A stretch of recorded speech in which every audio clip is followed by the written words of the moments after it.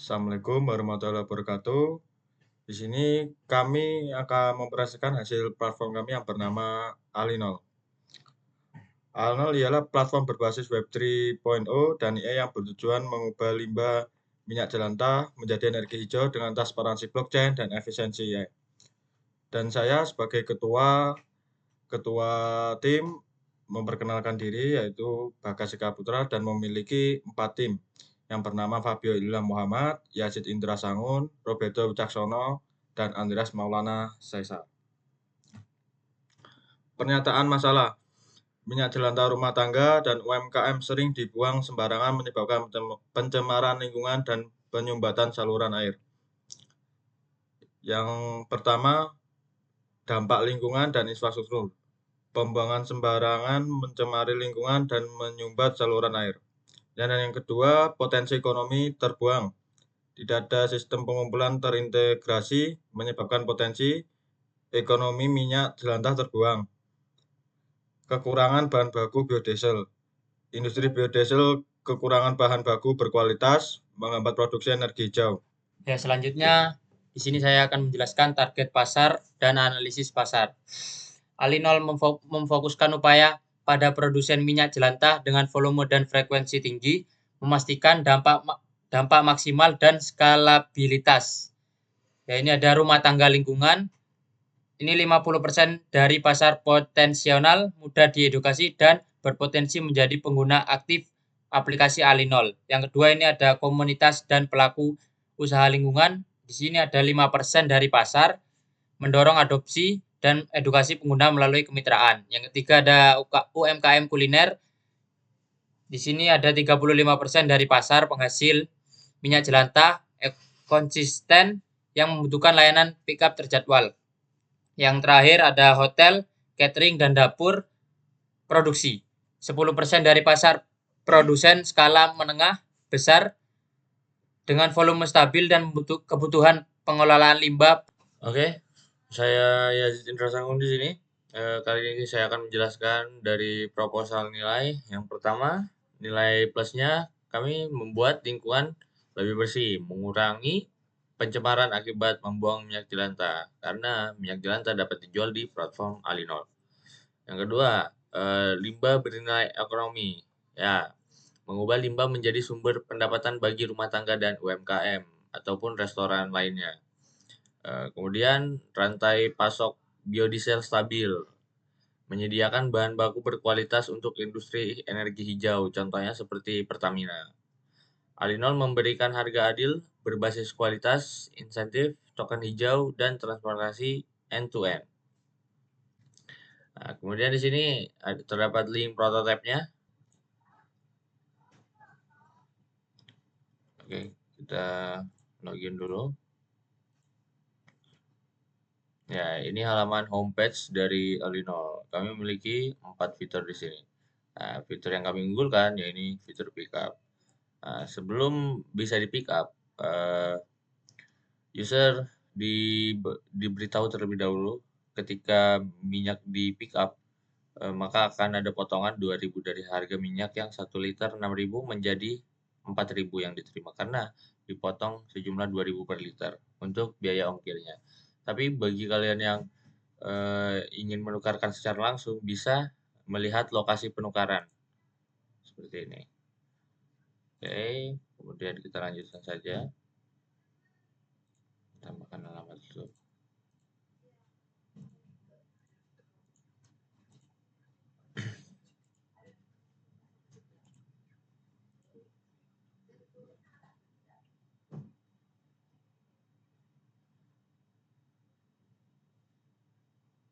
Oke, di sini saya menjual 7,5 liter air yang akan dikonversi menjadi kripto ya.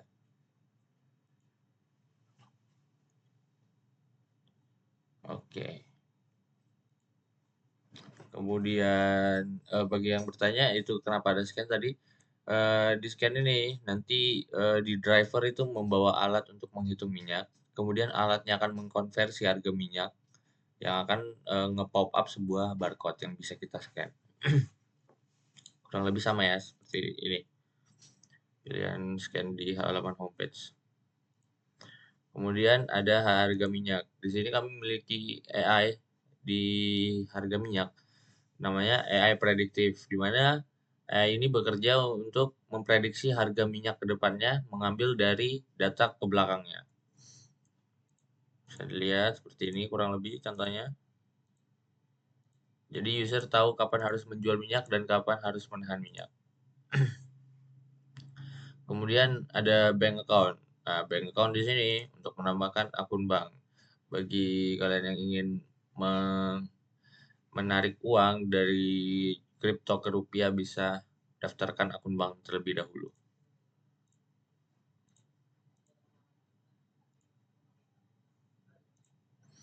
Oke, setelah itu baru bisa kita tukarkan kripto.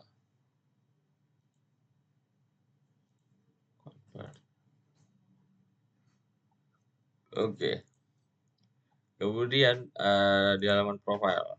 Di halaman profile ada beberapa pilihan pengaturan ya. Ada pengaturan profile,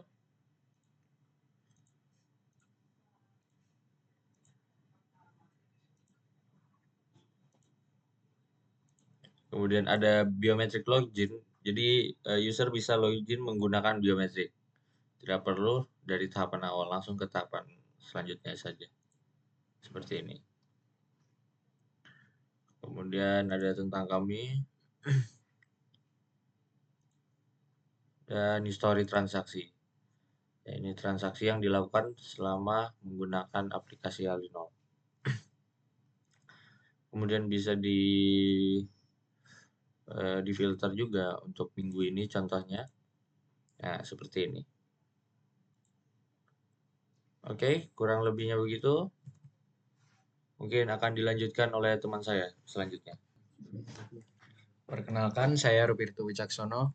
Di sini saya ingin menjelaskan tentang konten Instagram yang kami buat. Jadi di sini target audiens Alinol adalah UMKM kuliner, rumah tangga urban, dan komunitas peduli lingkungan. Di sini pada tahap awal, kami memiliki 18 follower dengan menargetkan menjangkau 10 akun dengan rata-rata 20 like per postingan. Jadi ini sebagai indikator awal minat pasar. Kemudian di bisnis model Canvas, yang pertama aspek di key partner. Kita memiliki key partner di perusahaan biodiesel dan energi terbarukan, kemudian mitra pengumpul dan pengumpul minyak jelantah, serta pengembang teknologi AI dan blockchain. Kemudian key activities. Di sini kita memiliki pengumpulan dan pengangkutan minyak jelantah dari pengguna, lalu pengelolaan transaksi dan rantai pasok melalui blockchain. Yang terutama key activities-nya yaitu pengembangan platform di mobile app. Lanjut di value proposition, di sini transparansi transaksi menggunakan blockchain. Kemudian value proposition selanjutnya yaitu penggunaan AI prediktif. Lanjut di customer relationship, di sini kami memiliki edukasi dan kampanye melalui media sosial, kemudian fitur pelacakan dan notifikasi transaksi. Lanjut di customer segment. Customer segmen kami yaitu rumah tangga dan individu penghasil minyak jelantah, restoran, hotel, dan UMKM kuliner. Setelah itu masuk ke key resource, yaitu sumber daya kami. Kunci sumber daya yaitu platform teknologi, kita menggunakan AI dan blockchain. Kemudian data pengguna dan data pasokan minyak jelantah juga masuk. Kemudian tim teknis dan operasional lapangan juga sangat berpengaruh. Lanjut di channel, kami menggunakan media yaitu di website kami menggunakan, kemudian media sosial Instagram.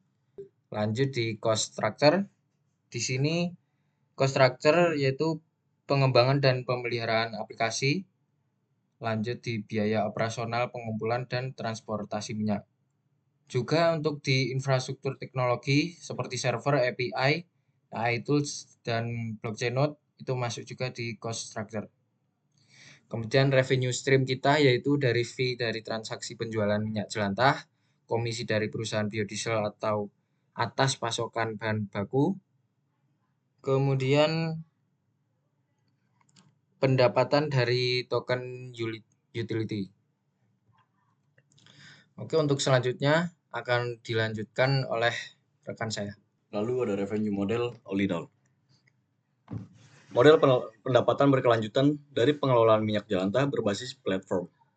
Untuk sumber pendapatan utama itu yang pertama, margin penjualan minyak jelantah atau B2B 2C. All-in-all mengumpulkan minyak jelantah dari rumah tetangga, UMKM, dan restoran. Kemudian menjualnya ke industri biodiesel. Platform memperoleh margin per liter dari selisih harga jual. Lalu yang kedua, service fee untuk mitra atau pengapul dan industri. Mitra pengolahan dan pengapul besar dikenakan biaya layanan berupa fee per transaksi untuk biaya integrasi sistem dan biaya penggunaan jaringan logistik dan driver all-in-all. Lalu yang ketiga, layanan pengumpulan atau pick up service. Biaya operasional dikenakan untuk penjemputan minyak jelantah, pengelolaan logistik, dan pengiriman ke mitra industri. Lalu ada cost struktur. Untuk komponen yang pertama itu harga jual per 5 liter dengan nilai jual 32.500. Dan yang kedua, estimasi user bulan pertama dengan nilai 450. Dengan target user pertama atau ibu rumah tangga, UMKM, dan juga restoran. Lalu ada growth rate bulanan dengan nilainya 35% untuk pertumbuhan user per bulan. Lalu ada biaya variabel per user dengan nilai jual 10.500 yang mencakup gas fee, token reward, AI prediction, data storage, dan juga API maintenance. Lalu untuk biaya tetap bulanannya 31.100.000 itu untuk gaji, sewa, dan utilities. Lalu yang terakhir ada investasi awal dengan nilai berjumlah 150 juta untuk development dan marketing awal. Lalu selanjutnya go to market strategi. Strategi peluncuran dan akuisisi pengguna untuk membangun adopsi awal secara bertahap dan berkelanjutan. Yang pertama itu launch strategi. Ada pilot project di kota besar, onboarding UMKM dan rumah tangga, lalu ada soft launch berbasis komunitas. Lalu yang kedua marketing dan sales. Itu terdapat digital marketing, community based marketing, dan juga direct sales atau B2B UMKM. Lalu yang ketiga partnership dan kolaborasi.